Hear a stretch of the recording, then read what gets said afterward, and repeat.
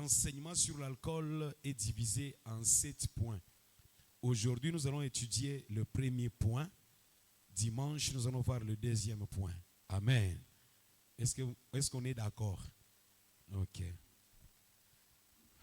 Parlons d'alcool. Je répète, les 6 questions, on les répond quand? Le vendredi. Il y a des questions qu'on nous a ajoutées. Nous allons répondre à ça le vendredi, la nuit. Premièrement, nous disons ceci comme introduction. Écrivez, faites avancer les tableaux. Le vin s'est défini comme une boisson alcoolisée, obtenue par la fermentation du jus des raisins. Je répète, qu'est-ce qu'est le vin? Le vin, c'est une boisson alcoolisée obtenue par la fermentation du jus des raisins. Pombe inamaanisha nini? Kama undi pombe, vinyo, vile vingine wanaitaka, au divai. Qui a déjà entendu le mot divai? Vous avez déjà entendu, toi aussi. En Swahili, le vin, on l'appelle divai. Divai ni nini? Mswahili tunasema divai ni mpombe ile natokaka kuchacha. Fermentation mswahili ni chacha. Ile natokaka kuchacha ya maji ya zabibu. Zabibu jo raisin. Raisin ni fruit, ni ntunda. Bale bacha waraka raisin avec kilo de euro. Qui a déjà mangé les raisins? Ah bon? Vous êtes sérieux? Moi, je n'ai jamais mangé ça. Vous êtes bénis. Hein? Ok. Vous voyez les raisins que vous avez déjà mangé là, il est maï natokaka kuile raisin. Kuile banaita zabibu. Raisin jo zabibu. Il est maï natokaka. Comme il est maï, ina connaître chacha. Inapita muchacha. Chacha njo fermentation. Kama muko mote na cha, mwanashika levure muswahili ni nini? Chachu. Njo vile? Chachu. Mais Swahili ya bien wanasema chachu. Mais Mkongo tunasema chacho. Ndio vile? Chacho. Okay. Kama inakuwa fermenté, unasema inakuwa na levure. Inapita muchacho. Au inakuwa chacha. Inakuwa fermenté. Muna comprendre? Fermenté ni kusema kintu hata munkoyo inakala fermenté. Kuko munkoyo munaitaka jele munkoyo. Kibuku, c'est que munkoyo iko tout normal. Kama wana inakuwa je kibuku, inakuwa je makari munkoyo. Nenda tu expliquer. Kama ina chacha, sinjo vila? Alléluia. Ah très bien. Hii msimu shukwe nayo. Njoo ya bya kweli. Alors, mai ya zabibu nayo kama ina chacha. Ni useme nafasi na labika. Muna comprendre? Kama ile mai ya zabibu ya raisin ina chacha, njoo na leta kile banataka sema divai. Qui a compris ici? Je répète pour la dernière fois. Kama nasema le vin c'est quoi? Wewe unafunda msafina, mu JPC, unapasha kuwa na definition ile kuna akiri. Vin ile tunasema divai ni mpombe ile inatokaka kama inatokaka kumai ya zabibu. Kama zabibu, mai ya zabibu inachacha, njoo itatuletea nini? Divai. Alléluia. Alléluia. Au njoo itatuletea mpombe. Parce que divai na mpombe c'est presque la même chose. Presque, je dis. Presque. Alors, le vin, c'est défini comme une boisson alcoolisée obtenue par la fermentation du jus des raisins. Alors, tandis que l'alcool, l'alcool comme la bière, tout ça, l'alcool est une substance appelée éthanol qu'on retrouve dans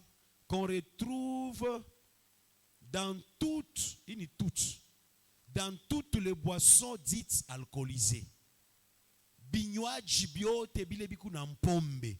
Binywaji biote bya mpombe tunaita mpombe. Binywaji biote bile muku mpombe ile tunaita mpombe. Bile binywaji kama vile divai, bière muswahili banaitaka je? Bia. Na shofataka one people, one beer. Amefuta ile publicité. Publicité ya one people, one beer. Alors, Mouswahili, bière na signifie bia. Amen. Bia, divai, au whisky. Hii yote tunataya ni mampombe. Hii mampombe. Alcool ni subsistance ile wanaita ethanol. Mu alcool mnalaka ethanol. Voilà, ile alcool ndio inafanisha mpombe ikuye mpombe. Il y a une substance qu'on appelle l'alcool que nous trouvons dans la bière, dans le vin et dans le whisky. Dans le vin, mu divai mukumpombe, mu bia mukumpombe, mu whisky mukumpombe. Gloire à Jésus. Gloire à Jésus. Je vous ai donné la définition du vin et je viens de vous donner la définition de l'alcool, que c'est une substance qu'on appelle éthanol qui se retrouve dans toutes les boissons alcoolisées. Toutes les boissons alcoolisées contiennent l'alcool, contiennent l'éthanol, si je peux le dire comme ça, vu que le swahili n'est pas facile.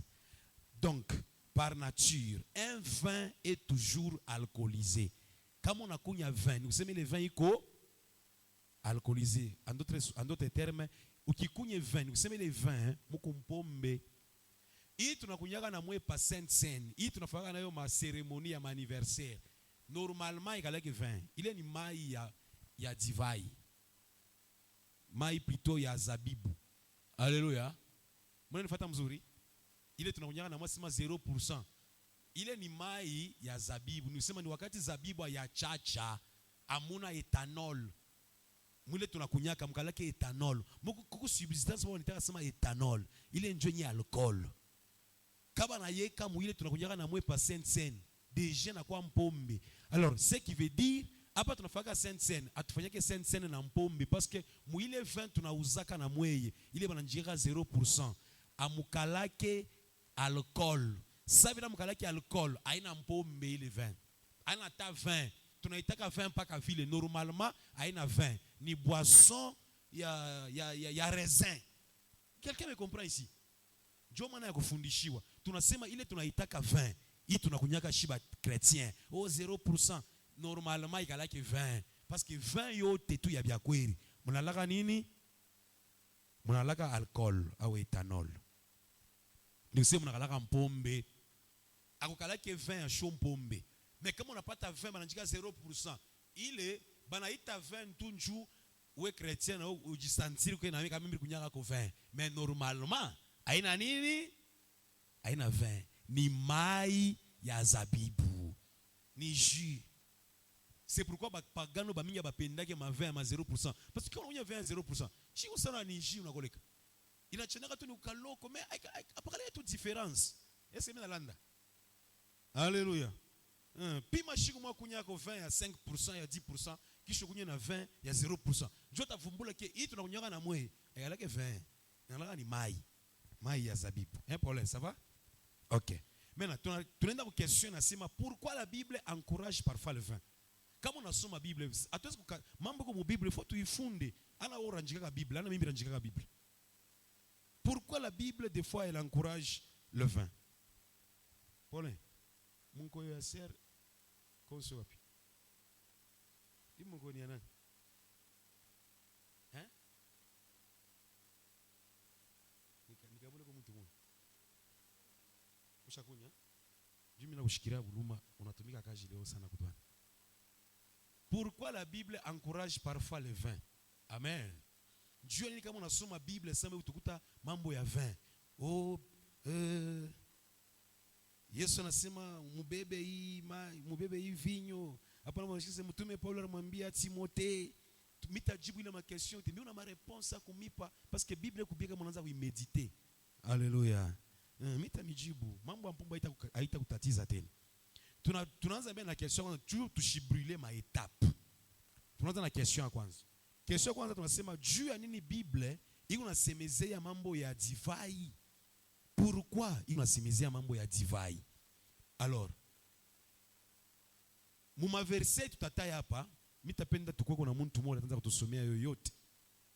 Au nisome mimi mwenyewe pour gagner le temps. Je peux même lire moi-même, il n'y a pas de péché. Tunaanza na verset ya kwanza, mshike vile nasema. Verset ya kwanza ni nini? Qui peut me dire ce qui est écrit là-bas? Verset ya kwanza. Psaume 104, les couplets combien? Les couplets 15. Je vais lire. La Bible dit, le vin qui réjouit les cœurs de l'homme et fait plus que l'huile resplendir son visage. Et le pain qui soutient les cœurs de l'homme, et le pain qui soutient les cœurs de l'homme, voilà, j'ai mal lu. Permettez que je commence dans le verset 14 parce que j'ai mal lu. Amen. Verset 14. Psaume 104, 14 à 15. Il fait germer l'herbe pour les bétails. On parle de Dieu. Et les plantes pour les boissons de l'homme. Biblia inasema Mungu aliumba michi njuu muntu atosheko bya kunya. Munashikia mzuri? Ni kusema kile Mungu aliumbia raisin, ni njuu tupateko mai yayo, tupateko vin. Mungu ashikumbe raisin par hasard. Aliumba raisin, njuu ule ku raisin kutatoka bintu, kutatoka bya kunya, n'est-ce pas? Alléluia. Est-ce que baranyambia sima na mpombe hii bière bia banifabrikaka na minji, shinjo vile? Ndio vile? Voilà. Alors Mungu aliumba njuu kule mamichi kutoka bya kunya. C'est ce que la Bible dit. Mungu aliumba michi njuu muntu apate ko bya kunya. Est-ce que ni minji anasema? Ni nani anasema? Mungu yeye mwenyewe ndio anasema Biblia. Et les plantes pour les besoins de l'homme. Njuu kutoke mahitaji yote ya muntu, tous les besoins de l'homme. Parmi les besoins de l'homme, nous avons la nourriture. Dieu a créé les raisins, Dieu a créé les bleus, il y a beaucoup d'histoires. Bile Mungu aliumba minji tout ça. Ninju muntu atosheko bila takuwa na bio besoin itaji. Alléluia. Kama uko besoin ya kutosha kuminji bukari, utapata bukari. Kama uko besoin kutosha kidoma, utapata kidoma. Kama uko besoin kutosha bui, utapata bui. Kama uko besoin kutosha kuminji, utosheko mungoyo, utapata nini? Kama uko besoin kutosha ko bia, utapata nini? Bia, bière. Mungu aliumba michi njuu ya mabesoin ya muntu pour les besoins de l'homme. Kama besoin kutosha ko mpombe, utapata ko mpombe. Ni usema michi kama n'existe, michi ya ça vile minji, je ne sais pas, michi ya divai. Zabibu kama kwako ni njuu tupate ko bile tukuna bio lazima. Kama shie tu n'utiliser minji leo njuu ya kuria bukari, bengine ba utiliser njuu ya kuria bukari, bengine na yuza njuu bafanye misele, kisha misele bafanye mpombe. Shinjo vile bale utima fabrika kama mpombe banayua banaozaka na bo minji inakuwa misele, ni misele minji mbele inaoza kusena na bika sena chacha bana créer mpombe misho bana fabrika kama lutuku. Tunaendelea. Afin que la terre produise de la nourriture. Mungu aliumba michi njuu pa dunia pakuye chakula. 15 sasa. Le vin qui réjouit les cœurs de l'homme. Bananza kuleta ce exemple. Tazama sasa. Divai inafurahisha roho ya muntu. Gloire à Jésus. La Bible parle du vin. Bible nasema vin inafurahisha roho ya muntu. C'est la Bible qui parle. Quand quelqu'un anaenda kunywa divai, anaenda kunywa mpombe, ni njoo afurahishe roho yake. Et fait plus que l'huile resplendir son visage. Il est divin, il est vin. Muntu anaenda kunywa inangarishaka uso yake. Alléluia. Kupita mafuta. Qui parle ici? C'est la Bible, ce n'est pas moi. Donc la Bible veut nous dire, quand quelqu'un boit le vin, il boit pour se réjouir, n'est-ce pas? Pour se réjouir dans le cœur, Dieu a furahi. Il est un. Deuxième raison. Bible nasema kama muntu anakunya vin, kumanchu ata eko nangala kupita ta mafuta. Qui a parlé? La Bible. Asema vin iko nangarisha muntu. Iko sa mafuta inapita na mafuta yenyewe mkuangarishisha muntu. Inapita na mafuta. Inaangarisha uso ya muntu. Le vin. Pas y fâchimbel. Est-ce que vous avez vu la Bible condamner le vin? La Bible parle en bien, n'est-ce pas, El Shada? C'est en bien. Maintenant, nous allons étudier pourquoi la Bible parle en bien de l'alcool parfois, comme dans ces versets. Et pour terminer, et le pain qui soutient les cœurs de l'homme. Asema na mukate. Paka kule kumichi ile Mungu aliumba, kunatoka na mukate. Ile mukate iko na mukamilisha muntu, iko nafanyisha muntu aishi. Vous comprenez que Mungu aliumba michi juu ya mabesoin ya muntu. Na muntu yenjo kuna determiner asemi besoin na mpombe. Mungu kama Mungu ashikumbake michi kama mpomba ikalake eko. Mungu njoo aliumba bile vyote. Juu ya mabesoin ya muntu. Là, nous avons vu avec vous, la Bible ne parle pas à mal de l'alcool. Est-ce que vous êtes avec moi? La Bible ne parle pas à mal. La Bible dit, si moi je bois le vin, je le bois pour réjouir mon cœur. Je le bois pour que mon visage puisse resplendir. Ecclésiaste chapitre 9, verset 7. Ecclésiaste chapitre 9, le verset 7. Nous lisons au nom de Jésus. Va, mange avec joie ton pain et bois gaiement ton vin. Asema wende. Hii verset, est-ce que vous avez nami? Asema wende. Wende kakurie na fura mukate yako na wende ukakunye divai yako mufura. Gaiement. Ni kusema wende kakunye divai yako na fura. Car dès longtemps, Dieu prend plaisir à ce que tu fais. Tangia zamani, Mungu anapendaka bile unafanyaka. Amen. Ici aussi, la Bible parle en bien de l'alcool.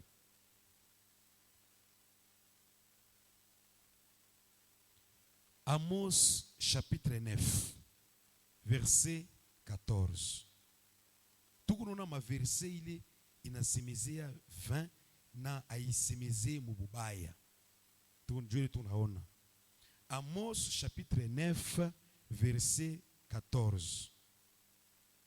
Minanza verset 13. Voici, les jours viennent, dit l'Éternel, où le laboureur suivra de près les moissonneurs. Et celui qui foule les raisins, celui qui foule les raisins, celui qui répand la semence, où le mou ruissellera des montagnes et coulera de toutes les collines. Verset 14. Je tourne lazima. Je ramènerai les captifs de mon peuple d'Israël. Ils rebâtiront les villes dévastées et les habiteront. Ils planteront des vignes et en boiront le vin. Ça, c'est Dieu qui parle.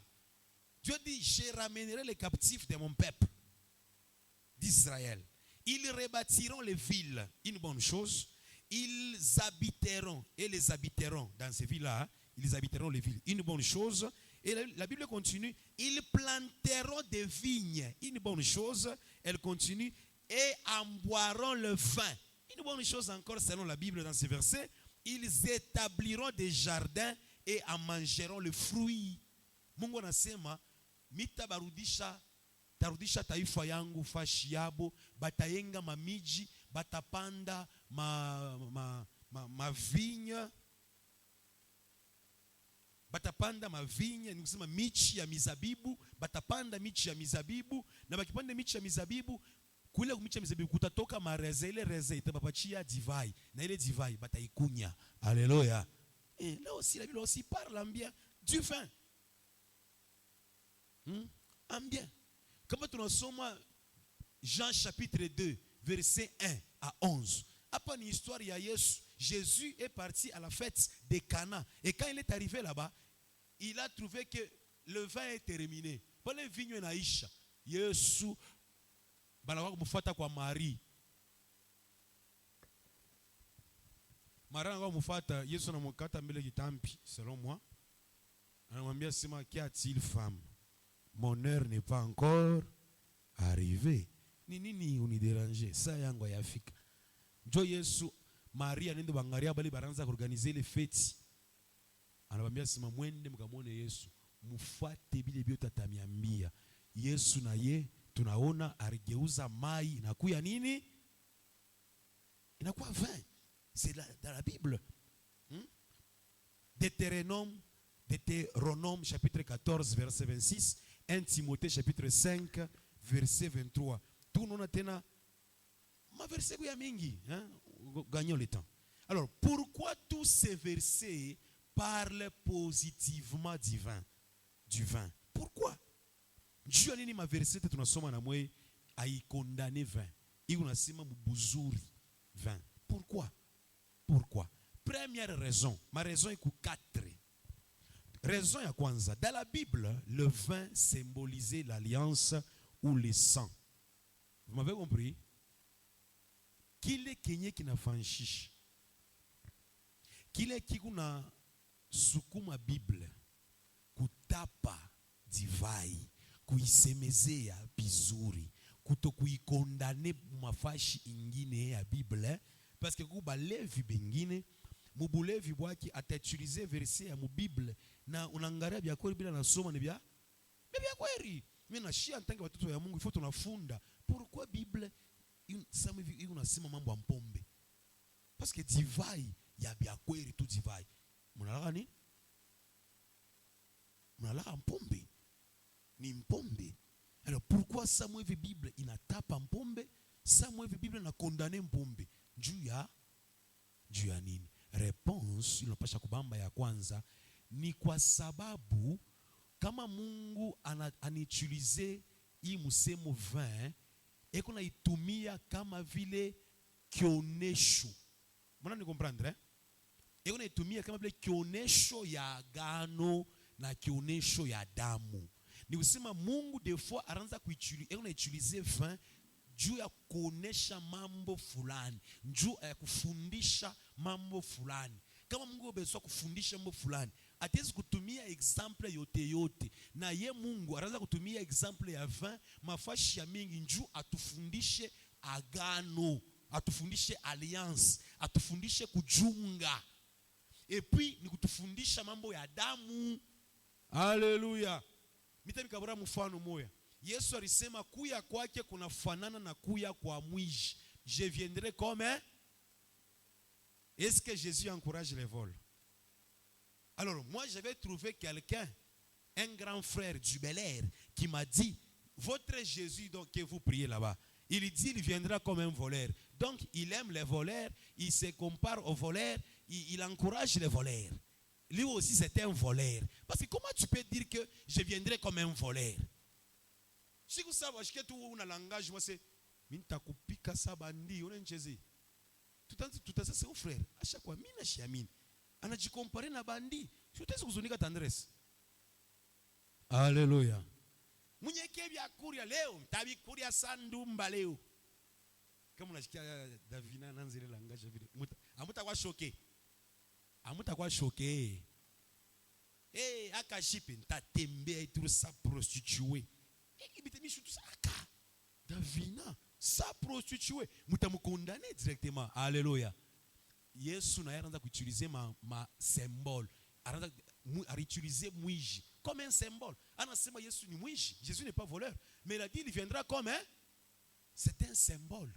Ce n'est pas que comme il a dit je viendrai comme un voleur, il encourage les vols. Soit encore les voleurs est déjà donc il peut aussi entrer au ciel. Les voleurs n'est rien vraiment, même s'il vole, c'est pas un péché. Non, Jésus parle d'un voleur comme un exemple, comme un symbole, pour faire comprendre un message. Quel est le symbole quand Jésus dit je viendrai comme un voleur? Qu'est-ce qu'il veut nous enseigner? Davina, il veut nous enseigner quoi? Très bien. Est-ce qu'on peut acclamer pour la sœur? Alors, quand Jésus dit, je viendrai comme un voleur, il veut nous faire comprendre. Ni anatumia tu ni mufano. Njoo kutufundisha sema tamishu. Tamishu tushe parce que vile anasema tamishu tushe. Mwiji na yeye ashisinyala tamishu tushe. Anutiliser mwiji comme symbole. Bible na yo kama unashikia iko na taya mambo ya vin, c'est parce que iko na utiliser vin sama vile saint ni symbole. Kama vile nasema mambo ya vin ni symbole, ni kionesho, na kile kionesho yeye anapenda Mungu atufundishe nini? Alliance au damu. Il veut symboliser le sang. En tant que manisha damu. Lisons Luc chapitre 22, le verset 20. Vous allez voir les symboles. Luc chapitre 22, le verset 20. Mais moi je préfère commencer par le verset 18. Car, je vous l'ai dit, je ne boirai plus désormais du fruit de la vigne. Yesu asema mishitakunya maji ya zabibu. Hii maji ya zabibu tunasema njo vin. Yesu anasema shitakunya tena. Ni kusema anaanza kunya. Haleluya. Museme mbele amen. Ibive asema aba shitakunya tena. Je ne boirai plus désormais du fruit de la vigne jusqu'à ce que le royaume de Dieu soit venu. Asepaka pale ufalme wa Mungu itakuya. 19. Ensuite, il prit du pain et après avoir rendu grâce, il les rompit et les leur donna en disant: ceci est mon corps qui est donné pour vous, faites ceci en mémoire de moi. Jésus a utilisé le pain pour symboliser quoi? Son corps. Alléluia.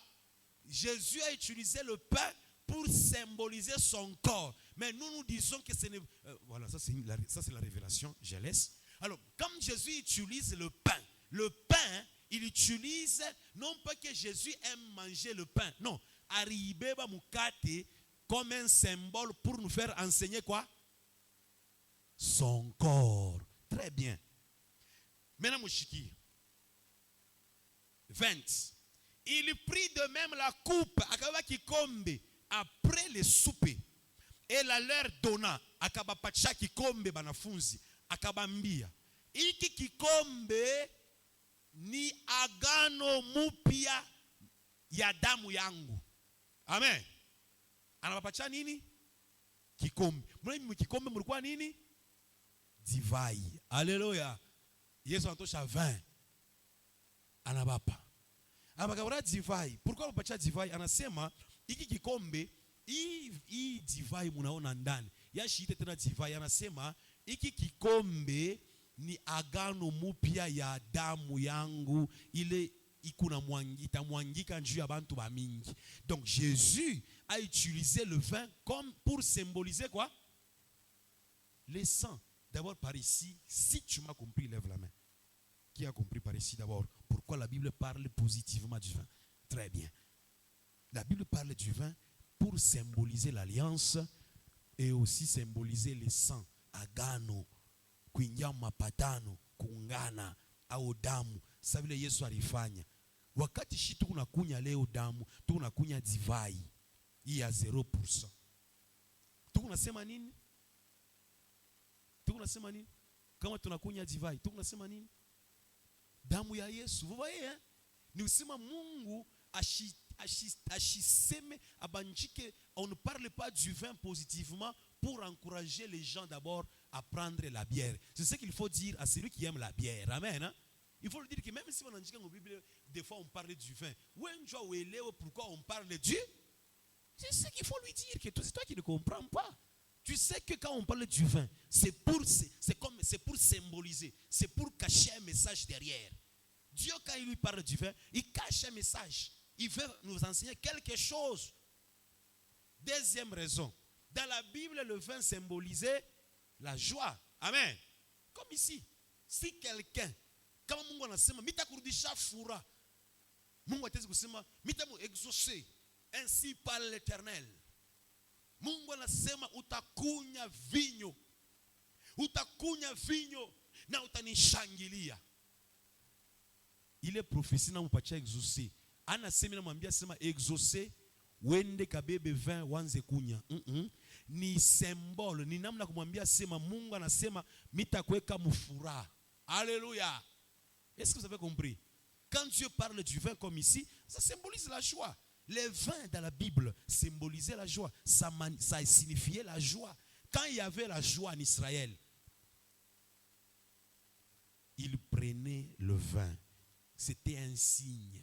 C'était un symbole que nous sommes en paix, tout va bien. Dieu nous a bénis, Dieu nous a gardés, Dieu nous a restaurés, Dieu nous a donné. Ils prenaient le vin. Aujourd'hui, nous prenons les coca, n'est-ce pas? Nous prenons les coca, les sucrés, tout ça pourquoi? Pour exprimer la joie que non, c'est mon anniversaire, c'est notre fête. Nous prenons les coca. À leur époque, ils ne prenaient pas les coca, ils prenaient le vin. Au-delà, il y a eu les vignes, il y a c'était un symbole qui qui annonçait ou qui exprimait la joie. Gloire à Jésus. Je vais vous enseigner pourquoi le vin de cette époque est différent du vin d'aujourd'hui. Voilà, je vais vous enseigner ça. D'ailleurs, ce n'est même pas loin, seulement aujourd'hui, parce que 4 points. Dans la Bible, Kintu Kiatatu, nous allons terminer. Kintu Kiatatu, raison Yatatu, pourquoi la Bible parle du vin positivement. Dans la Bible 3, dans la Bible, le vin symbolisait la bénédiction. Deutéronome 11, le verset 14. Qu'est-ce que j'ai dit? Troisièmement, très bien. Le vin symbolisait la bénédiction. La Bible dit, je donnerai à votre pays. Qui parle? Dieu. Alléluia. Verset 13. Si vous obéissez à mes commandements que je vous ai prescrits aujourd'hui, si vous aimez l'Éternel, votre Dieu, et si vous le servez de tout votre cœur et de toute votre âme, Job 14, Mungu anasema, kama munanitii, kama munatembea manjia yangu, kama munanyongopa, Mungu anasema 14, je donnerai à votre pays la pluie en son temps, la pluie de la première et de la dernière saison, et tu recueilleras ton bleu, ton mou et ton huile. Je mettrai aussi dans tes champs de l'herbe pour ton bétail, et tu mangeras et tu rassasieras. Alléluia. Alléluia. Voilà. Quand on parlait du vin dans la Bible, on voulait symboliser quoi là? Présent? Quand Dieu te promet le vin, ou parle du vin, c'est pour symboliser la bénédiction. Maintenant, pour comprendre le troisième point, écoutez.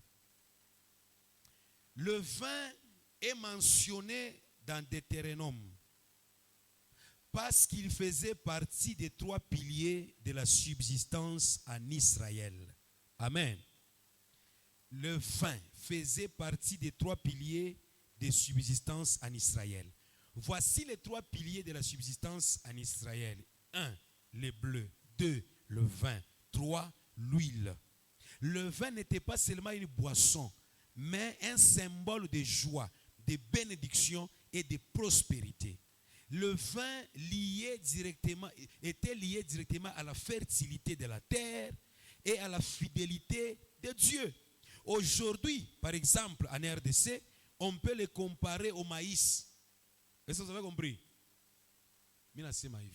Quand on a sommé la Bible, l'Ancien Testament, bien nasema mambo ya vin, bien nasema buzuri wa vin, parce que zamani vin mu Israel vin ilikuwa sa njo ilikuwa ni parmi bintu bitatu bina basaidia kuishi. Leo mu Congo, notre aliment de base s'appelle comment? Le maïs, n'est-ce pas? Quand on dit maïs, pour nous c'est l'aliment de base. Mais pour les Israélites, vous allez voir que Jésus, la Bible dit, Jésus a répondu au diable que l'homme ne vivra pas. L'homme ne vivra pas. Quand Yesu alikuwa congolais, il allait dire quoi? L'homme ne vivra pas du foufou. Ouais, c'est parce que quand Yesu nasema l'homme ne vivra pas du pain. Anasema on parle du pain, ça il est haut na kuriaka. Quand anasema pain, mwile verset ni pain sa vile chakula chabo chinene. Alléluia. Il est mukate, on a mu Bible mukate. L'homme ne vivra pas du pain. Même dans la prière de Jésus. Matthieu chapitre 6 verset 9. Notre Père qui es aux cieux, donne-nous aujourd'hui. Vous voyez, pourquoi on dit toujours notre pain, notre pain? Le pain vient d'où? Vient du bleu. Donc le bleu, le pain en Israël, bon pain, Dieu sa bukari boabu. Est-ce que vous me comprenez? Le pain c'était comme l'air foufou, comme l'air bukari. Kama ilikuwa sema Yesu alikuwa Kongole, kama mimi unahubiri ba Kongole, mimi sitabubiri asema umwambie Mungu akupatie chakula, akupatie mkate yako ya kila siku. Mais tu comprends de bien que ça va ça va aller frère. Alléluia. Laissez-moi mon bien Mungu, donne-nous aujourd'hui notre boukari, notre nourriture d'aujourd'hui. Pour nous, le pain n'est pas l'aliment de base, mais pour les Juifs, le pain c'était l'aliment de base. Alors, Bubayuda anapaka mukate, kulikuwa mukate, vinyo na mafuta. Bintu hivi bitatu. Bile bintu bitatu, mukate, vinyo, divai, na nini? Na nini? Na mafuta. Bintu hivi bitatu. Hivi bitatu njoo bile vinazosaidia baishi. Alors kama Mungu anasemezea mambo ya vin, ni kutafuta kubambia sema mitamipa chakula. Alléluia. Tamibariki mutakuria. Vous allez boire du vin en abondance. Vous aurez le vin. Quand Dieu dit ça, c'est pour leur dire tamipa ile nimfanshisha kuishi. Tamipa chakula. Qui m'a compris? Alors, on peut dire que dans la Bible, chez les Juifs, le vin n'est pas abayonaki abakonza kuiconsidérer vile shitu na iconsidérer leo. Shitu na leo ni mpombe. Ana aliment et tout de base, hein, n'est-ce pas? C'est juste une boisson. Pour eux, ce n'était pas juste une boisson. C'était un pilier de leur existence. De leur existence. Alors, bien aimé, c'est pourquoi tu vas trouver des versets qui encouragent la bière et plutôt qui encouragent le vin. Même Dieu promet le vin. Kamina mibariki, mutapanda michi, mutakunya divai. Mungu akisema vile anasema na encourager baleo bakunye mpombe. Ana mwile sense. Eko nasema vile njuu ya kubatafuta kubamanisha sema tababariki batapata chakula chabo cha kila siku. Voilà les raisons. Voilà les raisons. Ne te trompe plus. Bashikulane tena kwa muntu. Oh, c'est écrit, inanjikiwa. Mama sema inanjikiwa ndio. Unasoma pale 20. Est-ce qu'on a ya maana ya 20 mu Bible? Njoo kwa kumwambia. Amen. Umwambie una ya maana ya 20. Kama nasema 20 mu Bible, mu Ancien Testament, una ya pourquoi banasema 20? Una ya pourquoi banaanza kusema 20? Parce que bo, hapana sashi ba Congolais. Pour bo vinyo 20 ilikuwa ni aliment ilikuwa ni pilier ya subsistance. Jo kupitia ile baranza kuishi. C'est le vin, le bleu et l'huile. Je vous ai donné l'exemple du pain. Si un Congolais veut prier la prière de notre Père, comment il va faire? Qui peut prier comme un Congolais la prière de notre Père? Selon l'enseignement que je viens de vous donner.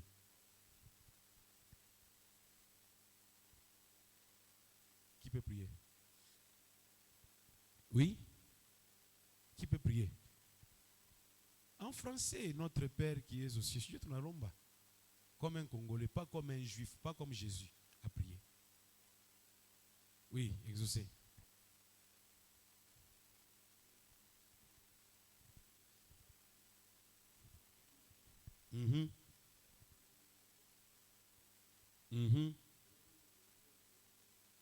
Très bien. Est-ce qu'on peut acclamer pour lui?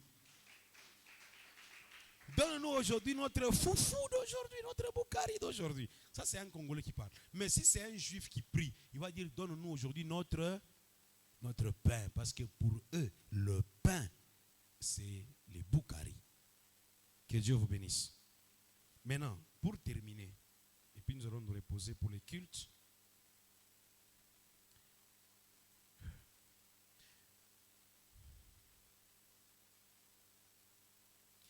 Raison à 4. Moutujimie il est parti. Tandis que raison à moucho et nous allons partir. Quatrième raison pourquoi la Bible parle positivement du vin. Est-ce que vous comprenez ou quelqu'un tout galoko? Quand même vous comprenez. D'aplame. Ça va? Ok. Pourquoi mimi nampatia ma verset na mimi nampatia bintu bya hivi? Ninju mushipate muntu la tamingisha munzambi na verset biblique. Atamiconvaincre mwanzo na kulewa. Na kunya mpombe unaenda kufeti anakutosha verset anakuinviter kwake mon anniversaire au mon ami moi je ne prends pas l'alcool à ce petit moi mweke mambo ya Mungu anakutosha Bible soma ule anasema ni nani atatuma vinyo shini Mungu deja tunakufundisha deja unaona pourquoi Mungu anasemaka bizuri bya divai n'est-ce pas?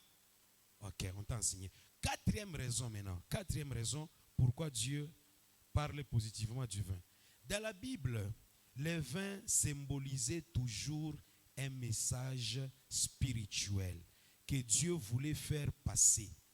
Dans la Bible, le vin symbolisait toujours un message que Dieu voulait faire passer. Dans la Bible, le vin symbolisait toujours un message spirituel. Vous avez déjà écrit? Je vous aide seulement. Allons-y, au tableau. Dans la Bible, le vin symbolisait toujours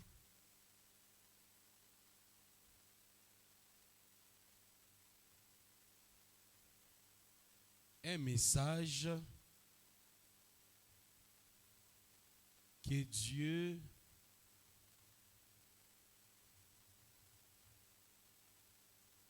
Dieu voulait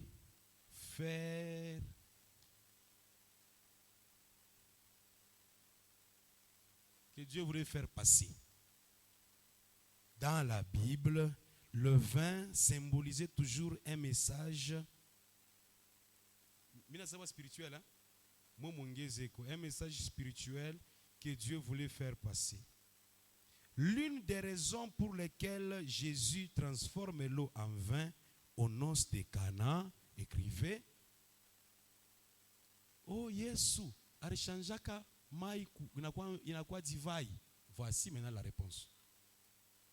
Même s'il y a beaucoup de raisons, maintenant, Léo n'a fundisha mbele moya. L'une des raisons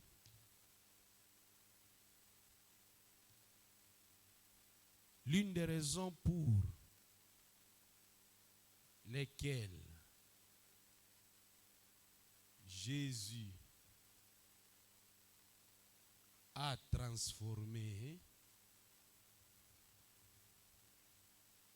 transformé l'eau en vin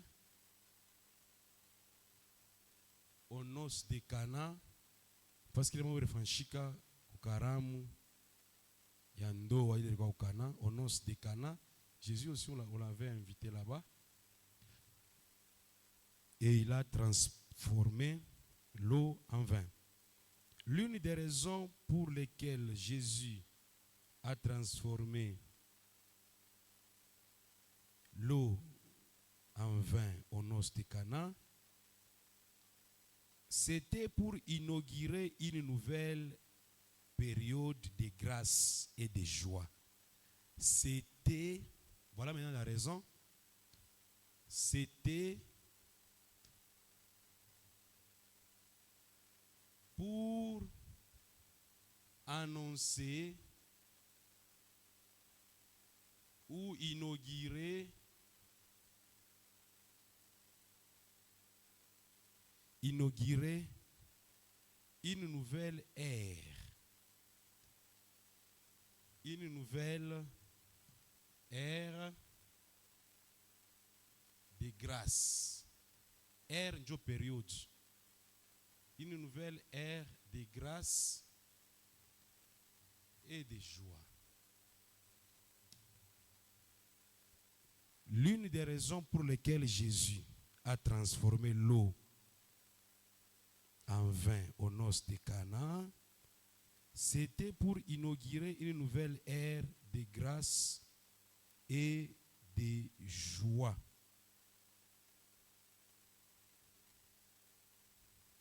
Jésus n'a pas fait de ces miracles de Cana une coutume parce que pour lui, c'était un message qu'il voulait faire savoir.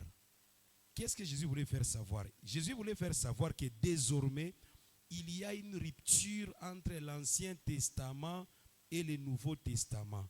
Entre la fin de la loi et le début de la grâce. Entre la fin des pratiques extérieures comme le lavage d'eau et désormais c'est le lavage intérieur comme le vin est à l'intérieur des vases. D'abord on écrit, je vais vous expliquer. Si le temps file, on va expliquer vendredi. Mais d'abord on écrit, hein? mpaka point 4.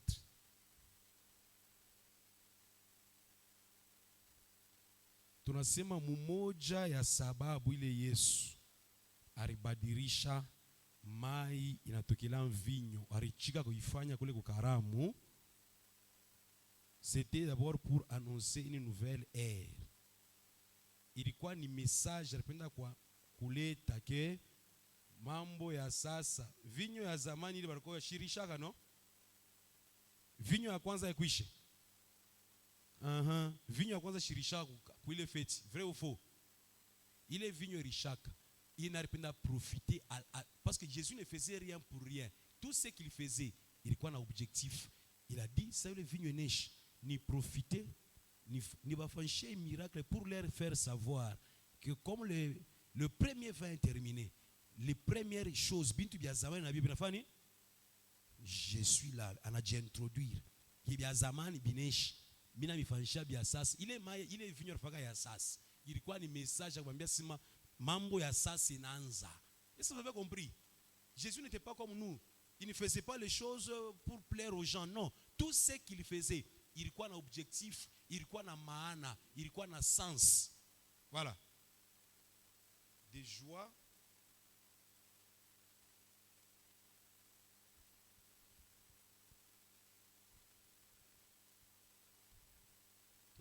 Jésus, qui a déjà fini là-bas?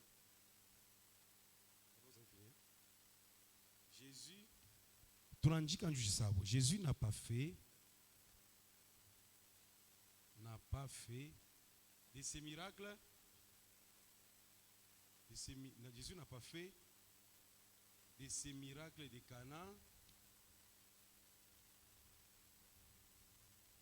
Hein?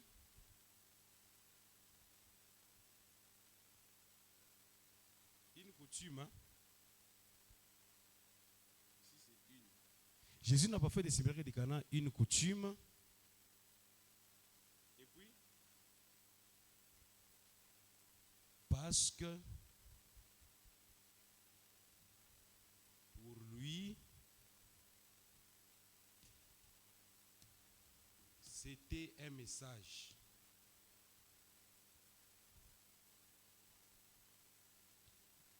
Quel était le message de Jésus selon ce que je viens de dire ici? Qui peut me répondre? Quel est le message que Jésus voulait faire passer? Une nouvelle alliance. Qui encore? Les nouvelles choses viennent de commencer. C'est ça le message d'abord, premier que Jésus voulait faire passer.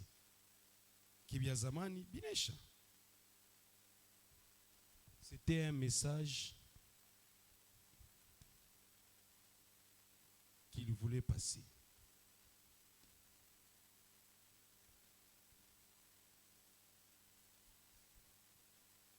Il y a une raison ya kwanza. Moi cadre, raison ya piri.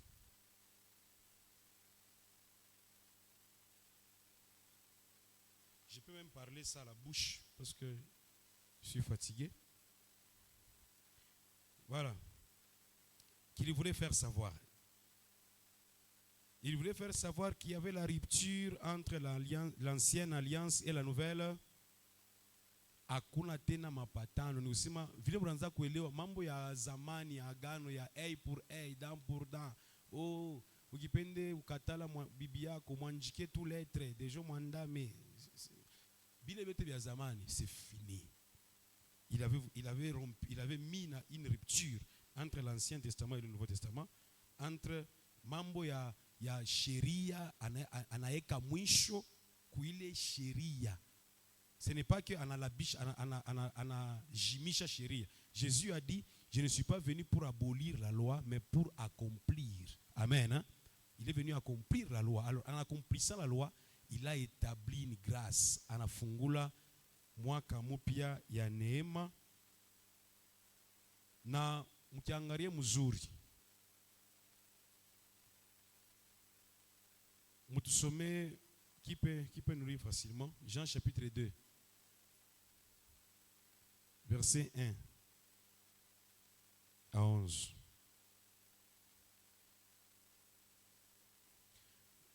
Pourquoi Yesu aliendaka ku ile ma banitaka je ma vase bikombe, alienda ku bikombe alikuta murukwa mai. C'est pourquoi j'aimerais que vous sommet. Qui peut nous lire facilement? Seulement moi. Parce que dans encore 10 minutes. Parce que peut-être 15h30.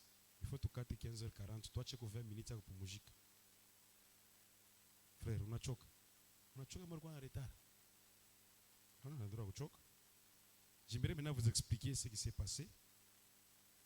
Jean chapitre combien? Le verset 1 à 11. 3 jours après, il y eut des noces à Cana en Galilée. La mère de Jésus était là. Et Jésus fut aussi invité aux noces avec ses disciples. Le vin ayant manqué, la mère de Jésus lui dit, ils n'ont plus de vin. Jésus lui répondit, femme, qu'y a-t-il entre moi et toi? Mon heure n'est pas encore venue. Sa mère dit au serviteur, faites ce qu'il vous dira. 6. Or, il y avait là, Jonathan m'expliquait, il y avait là 6 vases de pierre. Par kuya ma vase na sabate na Mswahili. Vase Mswahili ni kusema nini? Par kuya bikombe 6 vases de pierre bya maibwe destiné aux purifications des Juifs. Bile bikombe murukwa mai. Alléluia. Murukwa mai, kurukwa rituel moya, kurukwa ile zowezo baranza kufaka kama nakuya mbifu banawe kufanya banawe wapi?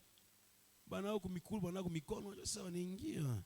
Kurukwa bikombe, pale bikombe bulikuwa bya mai, bilikuwa na objectif ya kuba purifier bayuda et contenant chacun 2 ou 3 mesures na murukwa mai. Amen. Murukwa mai. Jésus leur dit, remplissez d'eau. Non. Il n'y avait même pas d'eau. Excusez-moi.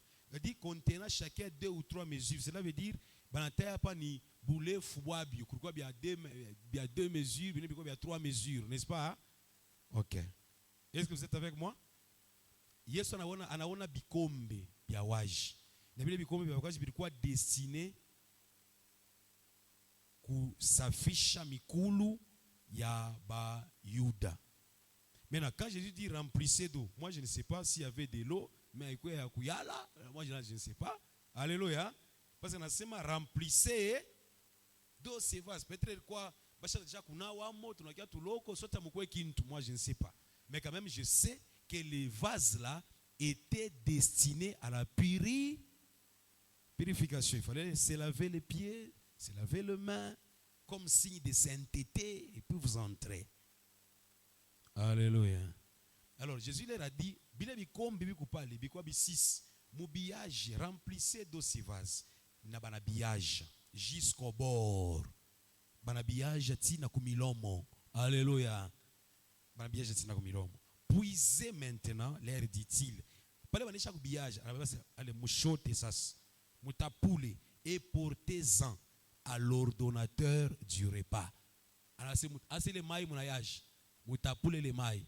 Mwende mkampatie ule organiser ula cha ushimamia fête ya mariage. Il est allé apporter quoi? De l'eau. Voilà le miracle maintenant. À l'ordonnateur du repas. Et ils emportèrent. 9. Quand l'ordonnateur du repas eut goûté l'eau changée en vin, ne sachant d'où venait ce vin, tandis que les serviteurs qui avaient puisé l'eau les savaient bien. Il appela l'époux et lui dit, tout homme sert d'abord le bon vin, puis les moins bons après, qu'on s'est enivré. Toi, tu as gardé les bons vins jusqu'à présent. Il y a un nous mariage. Dieu a kuchunga ile vin mzuri ile barabalete après. Alléluia. Je voulais yariona ule mwenye alikuwa una kabula bya kuria.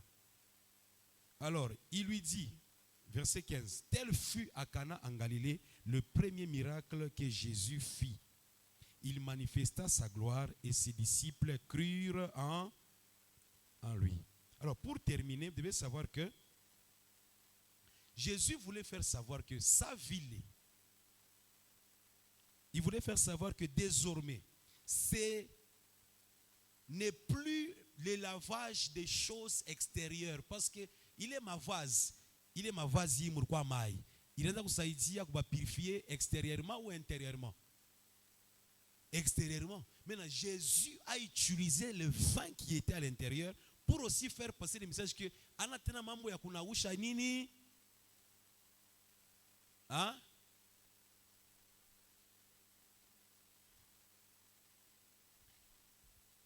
Pourquoi Jésus a transformé l'eau en vin à Cana? Réponse ingine yoi. Yesu alifanya paske mubile bikombe mulikuwa mai, ile mai ilianza kunausha paka inji. Alors alipenda sabile mai ya kunausha inje, n'est-ce pas? Alipenda ageuze hiyo ikuwe mvinyo, ile mvinyo ilikuwa ndani au ilikuwa inje? Ile mvinyo Yesu alitransforme mwile mavazi, ilikuwa ndani au ilikuwa inje? Ilikuwa ndani. Ilikuwa ni message ya kubafundisha ke mambo ile hii mavazi shimboanza kuiutiliser avant mimi ni changer vin. Mwanza kuiutiliser njoo kunaosha nini? Inje. Alors mie na mikaburia mine kama byangu bya sasa bya ndani pour aussi vous faire comprendre que ana tena mambo ya kunaosha inje. Hii yangu hapa muna ikunya. Ni mambo sasa kwanza kunaosha wapi? Mena muna comprendre. Revelation mtapa kuileta. Mimi naanza mwa. Mimi nasema hivi.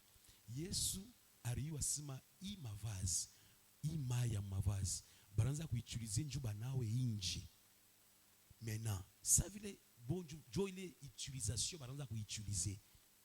Mie mishtaona ile utilisation. Yabo vinyo inaisha. Alors mimi unabekia vinyo mui mayenye bo baranza kuitilize pour laver l'extérieur. Moi je vais mettre là-bas du vin pour que bakunye. C'est aussi un message pour leur faire comprendre que mambo ya inje ya kunausha inje aina tena na faida.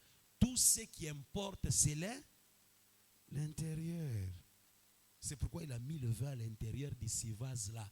Dieu abadirishe namna ya kuwaza, abadirishe namna ya kuona bintu. Pour eux les vases là qu'on a mené là ni shima ya kuna yusama ya kuna kumikono. Maya kuna kumikono Frère Paulin. Utaifurahia. Musasa ukunya hata kuikunya. Mais Yesu anatumikisha paka ile maya kuna kumikono njua kufundishe mambo mwa fulani. Yana igeuza tena maya kumikono inakuwa ni mai ya kuingia ndani. C'est parce que lui Jésus tout ce qui le concernait ça commençait à l'intérieur. Il voulait faire enseigner ça que mambo tena kunausha inje na faida. C'est pourquoi aujourd'hui atumiekia yake mai pale inje se munawe mbele. Ça n'a plus d'importance. Ce qui importe maintenant c'est à l'intérieur, bile bikundani, nausha ndani. Bile bia ndani, bile njo bia mambo. C'est le message que Jésus voulait leur faire passer. Qui y a compris? Vous avez compris? Ok, très bien. Que personne ne puisse encore vous amener à boire de l'alcool. Dans ma verset Moïse, mon Ancien Testament, où Jésus avait transformé l'eau en vin, il faut lui dire que il faut lui dire ce que nous venons de vous enseigner. Il faut lui répondre ça. Ne le laissez plus vous convaincre. Alléluia. Ne donnez pas raison à quelqu'un qui boit de l'alcool comme si il est dans la volonté de Dieu, il n'a péché nulle part. Non. Jésus a voulu faire ça pour enseigner, pour envoyer un message, pour annoncer que ce n'est plus l'extérieur qui compte. Ce n'est plus l'extérieur qui sera lavé. Non. Désormais, ce qui vient ici, ce qui viendra de ces vases, ça va entrer à l'intérieur. Voilà, c'était un message. Concernant suite ya mafundisho, nous allons continuer les vendredis. Nous allons continuer les vendredis. Alléluia. Nous allons prier.